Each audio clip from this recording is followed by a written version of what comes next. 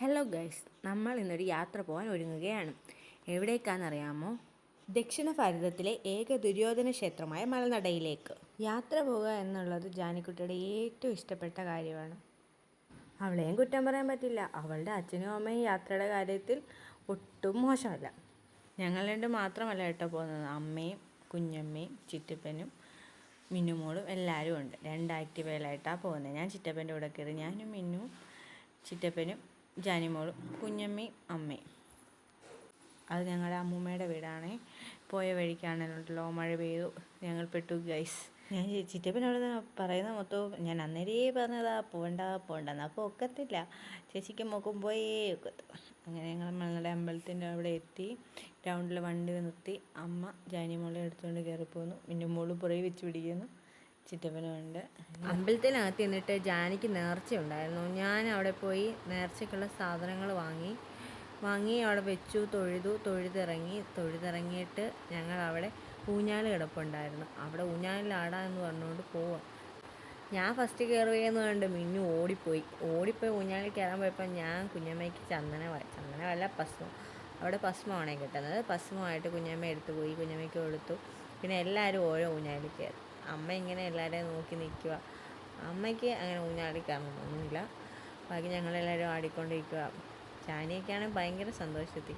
ചിറ്റപ്പൻ എൻ്റെയും മിന്നുവിൻ്റെയൊക്കെ ഫോട്ടോ എടുത്തപ്പോൾ ചിറ്റൂട്ടൻ കയറി. അന്നേരം ചിറ്റപ്പനാണെങ്കിൽ ജാനിയും കൊണ്ട് ഊഞ്ഞാലാടാൻ തുടങ്ങി. ജാനിക്കാണെങ്കിൽ ഭയങ്കരമായിട്ട് ഇഷ്ടപ്പെട്ടത്. പിന്നെ ഞങ്ങൾ അവിടെ വയലാണേ ഫുള്ള്, അത് കാണാൻ വേണ്ടി പോയി കേട്ടോ. ഉത്സവ സമയത്താണെങ്കിൽ ഈ ഏരിയ എന്ന് പറയുന്നത് ജനസാഗരമായിരിക്കും. അടുത്ത നമ്മൾ പോകുന്നത് അമ്പലത്തിനോട് ചേർന്ന് അടുത്തുള്ളൊരു അമ്പലത്തിലോട്ടാണേ.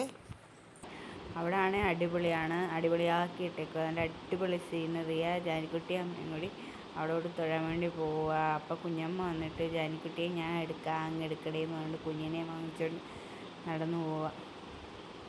അപ്പോഴത്തേന് കയറിച്ച് മിന്നു ഓടി വന്നു. എന്നെ കൊണ്ടുപോയില്ലേ, ഞാനും വരുന്നു ഓടി വന്നു. പിന്നെ ഞങ്ങൾ അവിടെ നിന്ന് ഇറങ്ങി തൊട്ടടുത്തുള്ള വയലിൻ്റെ അടുത്തോട്ട് പോകാൻ ചുറ്റാൻ പറഞ്ഞു. അപ്പം ഞങ്ങൾ പറഞ്ഞു എന്നെ ശരി, എന്നാൽ ഇനി അങ്ങോട്ടാവാം.